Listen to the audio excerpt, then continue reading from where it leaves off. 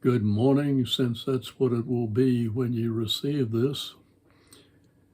This is the unknown prophet coming to you with another word that the Lord has given me. And it never ceases to amaze me the way he brings so many different things into play to emphasize what he's saying. Excuse me. I think you'll find this one interesting. I received this back on the 29th of last month, the last day. Won't have another one like that for 4 years.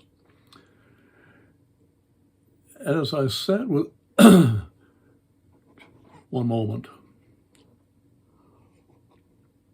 As I sat with the Father, I received a vision.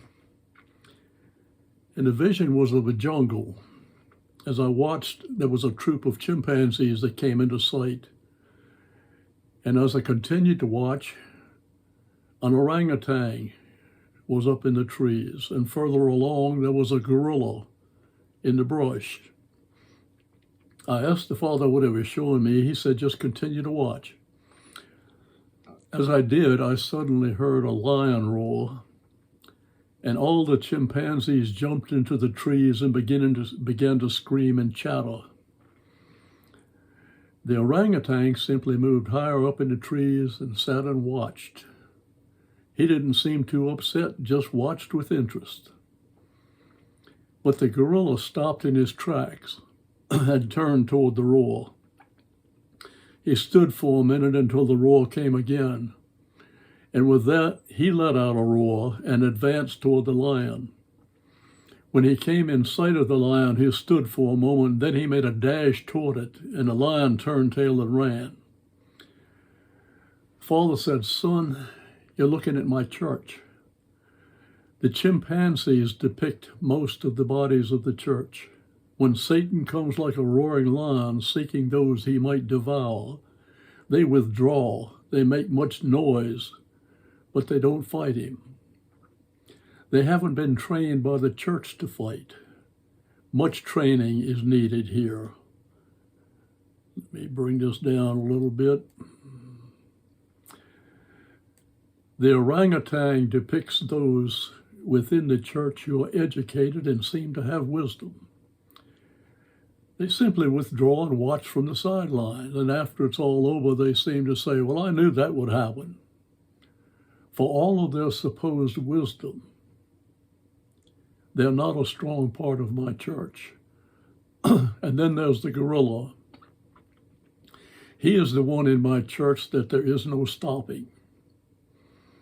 He sees or hears of an attack of the enemy, and he's right there looking to do battle. He will stand down the roaring lion. The lion will retreat because he knows he has more than met his match. This one is the backbone of my church.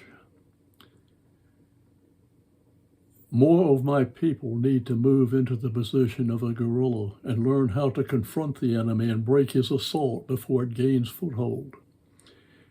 My churches need to teach this to all of its people, and the people need to realize that the roaring lion is stalking right outside of the door, simply waiting.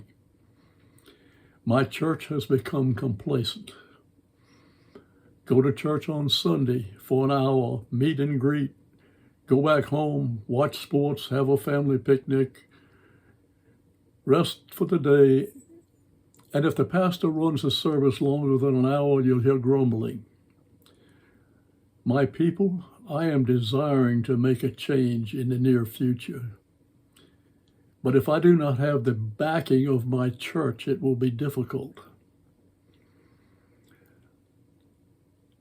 I can do it myself, but I desire to use my body, of whom Jesus is the head, to do my battle. Not by yourself, but under my hand. I will guide you and strengthen you, but I will use you to destroy the enemy. Are you ready? Will you stand by me? Will you become a gorilla? Or will you simply be an orangutan and watch from the top of the trees? or a chimpanzee who simply gets excited and screams and chatters. Join me, my people. Join me in this battle. Become a guerrilla. Learn how to confront the enemy. If you will do that, we will conquer our enemy, you and I together. That is the word of the Lord. And so now you've been to the jungle, and before anyone with wisdom decides to correct what's going on with the Lord and I both are aware that orangutans don't exist in the same jungle with the gorilla and the chimpanzee. But it emphasizes what the Lord is saying. So take heed. And churches take heed and begin to train people up to fight. Churches do not train people to fight anymore. They don't train people how to stand against the enemy. They preach a good word and send you home. That is not what the church is set up to do. That's my preaching for the day. God bless you. May you have a blessed week, and may the Lord bless you abundantly. This is the Unknown Prophet, signing off. Fred Watkins, signing off.